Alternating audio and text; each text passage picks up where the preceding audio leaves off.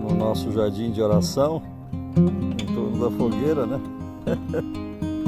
Orando por vocês e gravando esses vídeos e orando pelas autoridades, pedindo realmente que aquilo que é no céu também aconteça na terra, né?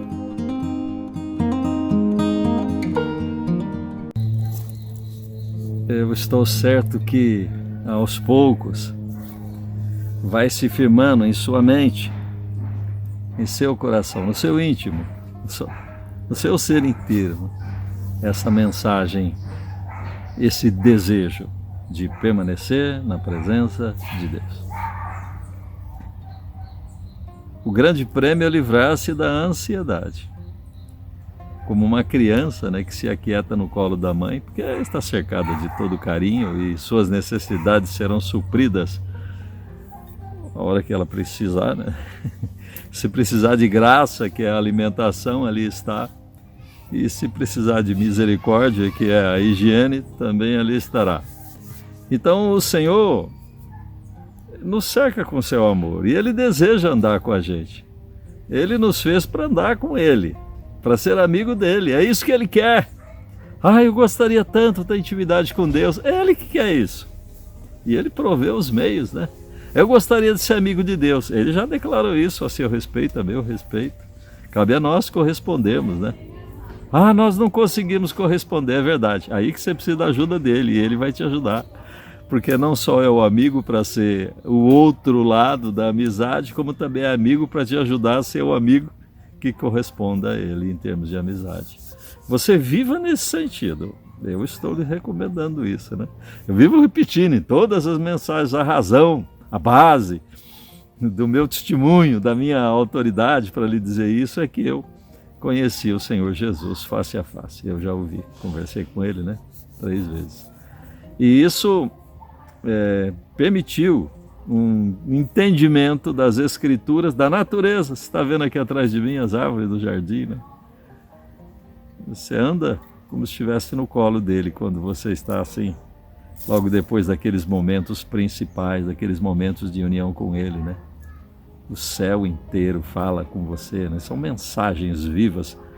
Mas isso não está o tempo todo? Está, é que nós perdemos a sensibilidade. O pecado torna-nos insensíveis. E é muito provável que você, neste momento, esteja insensível. Quando vai para a insensibilidade, nós usamos a razão para ensinar. E o ensino é de boa qualidade, correto, né? As igrejas normalmente ensinam sobre isso. Por isso, as revistas de escola bíblica, por isso as interpretações, os comentários, os dicionários bíblicos, né? O estudo de homens eruditos que se dedicam a isso. E quanto precisamos deles? Eles nos ensinam a mente, organizam a nossa cultura em torno do tema que é abordado na palavra de Deus, na Bíblia. E toda a abordagem, né? E tudo vai girar, só vai fazer sentido, vai girar em torno da pessoa do Senhor Jesus Cristo, por meio de quem o mundo foi feito. Cada coisa tem a digital dele, né? Cada folha, cada pingo d'água, cada coisa que você vê foi feito por intermédio dele. Sem ele nada do que foi feito se fez.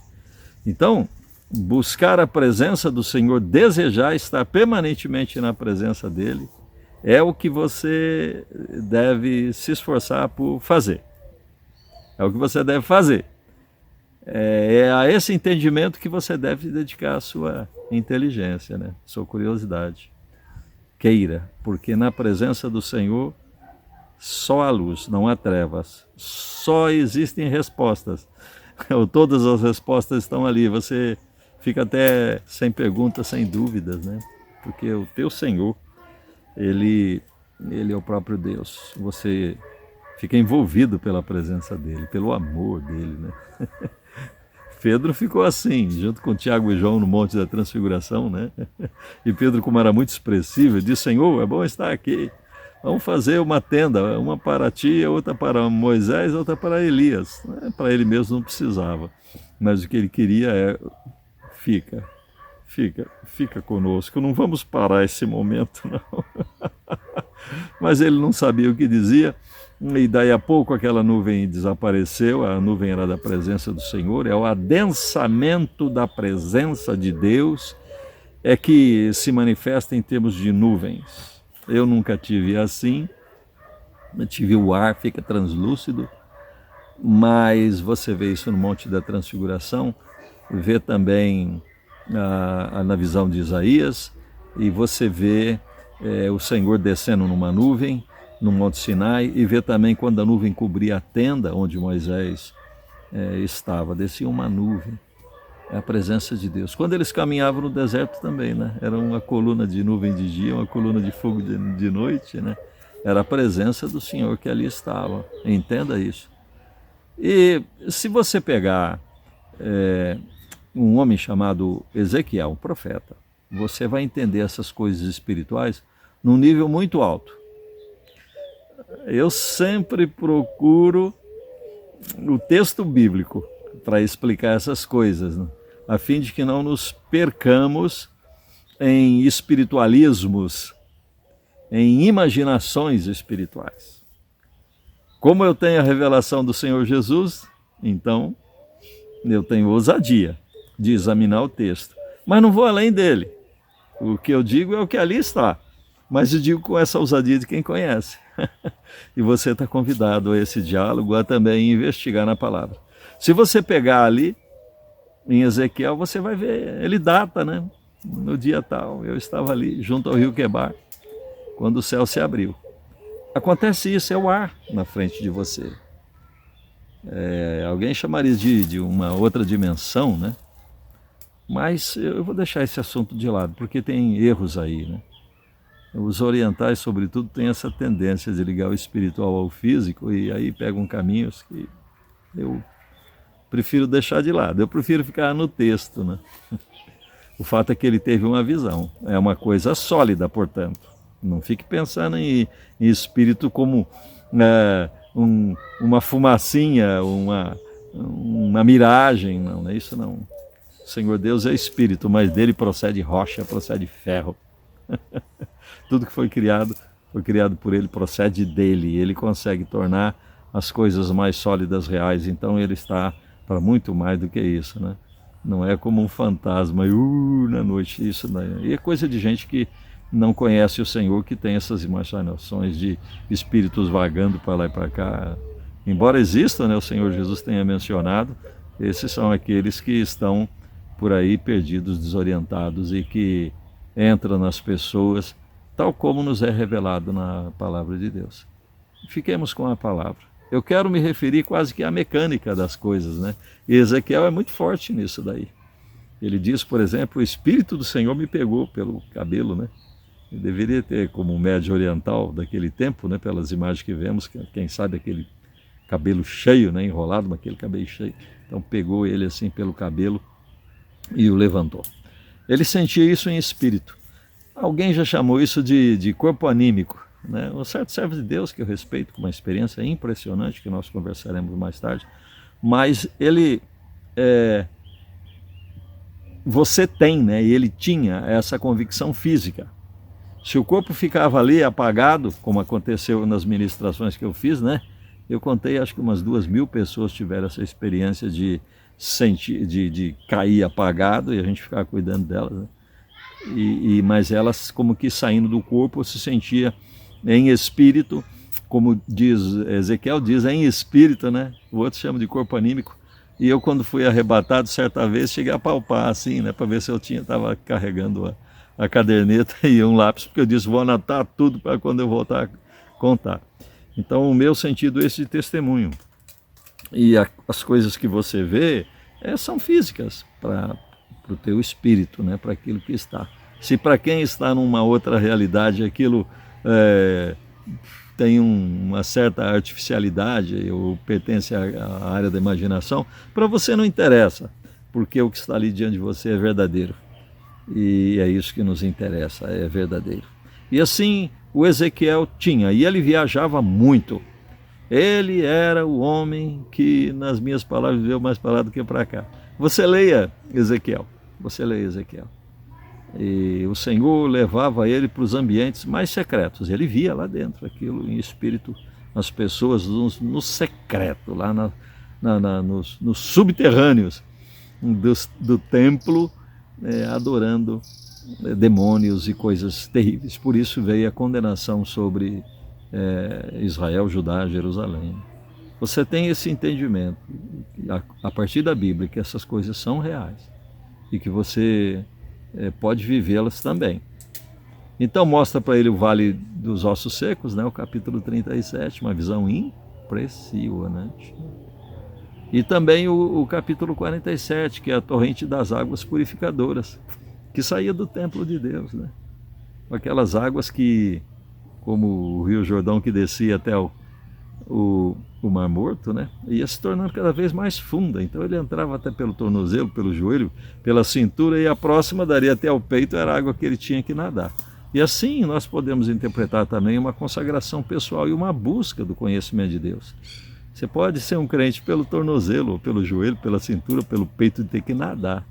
E quando você tiver que nadar, o Espírito carrega você. É a corrente que carrega, você já não está mais firme no teu chão. E é o que eu desejo, é o que você deve desejar também. Muitos de vocês, ou todos vocês, né, desejam mais ou menos, mais consciente ou menos consciente, mas no fundo todos querem realmente essa experiência, e é isso que eu busquei e alcancei. O Senhor me concedeu. Na verdade, Ele que nos guia, porque por nós mesmos não vamos chegar em lugar nenhum, porque não sabemos que caminho pegar, em primeiro lugar. Não nos é claro na alma. O que nos é claro na alma é o que está na palavra. Aquilo não pode ter certeza, né? A santificação sem a qual ninguém verá a Deus. Você deve se separar, portanto, daquilo que não conduz a isso. Você nem se preocupe se é pecado ou não. Isso daí, essa coisa, esse envolvimento vai favorecer o meu encontro com o Senhor? Se não, já descarta. Isso é focar naquilo que você está buscando, que nós vamos chamar aqui de santificação. E você sabe também, bem-aventurados os limpos de coração, porque eles verão a Deus. Por que estão limpos de coração? Porque o Senhor os limpou. E os limpou em que sentido? Porque eles aceitaram a justiça que vem de Deus, que é o Senhor Jesus, crucificado, morto, derramou seu sangue, venceu a morte, satisfez a justiça de Deus. É o Cordeiro de Deus que tira o pecado do mundo. Portanto, você o recebe, ele limpa você. E limpando você, bem-aventurados os limpos de coração, porque eles verão a Deus. Mas tem a questão da tua vontade, do teu querer. E se você quiser mesmo, se você buscar mesmo, você vai receber. Porque ele disse, buscai e achareis, né? Pedi e dar-se-vos-á, buscai e achareis. Por quê? Batei e abrir-se-vos-á. Todo o que pede recebe, o que busca encontra, e ao que bate, abrir-se-lhe-á. Mas é ele que nos disse isso, é ele que tem o bem. E para que ele o fez? Para nos dar.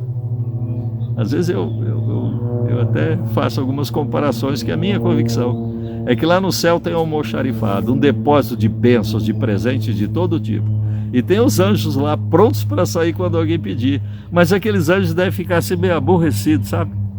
Ah, porque ninguém pede. Ah, porque acha que não pode, que não merece. Ora, larga essa coisa de lado. Queira mesmo, peça as coisas mais impressionantes que possa ser. E se dedique àquilo, escreva, anote, insista, porque um dia você chega lá.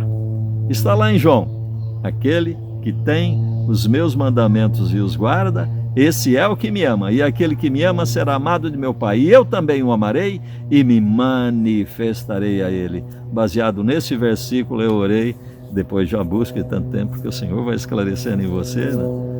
E ele me concedeu, abriu-se o ar na minha frente, e eu conheço pessoalmente, visualmente, acordadamente, durante o dia, e eu sei que essa experiência é todas, porque ele disse, eis que estou convosco todos os dias, não vos deixarei órfãos. E diz, aquele que tem os meus mandamentos e os guarda, é o que me ama, esse é o que me ama, é o seu amor às pessoas, às crianças, aos idosos, é tratar as coisas bem, fazer com capricho, fazer com amor. E aquele que me ama será amado do meu Pai, e eu também o amarei, e me manifestarei. Bendito seja o Senhor Jesus, que está de coração aberto para nos conceder as melhores bênçãos e a sua manifestação preciosa. Amém.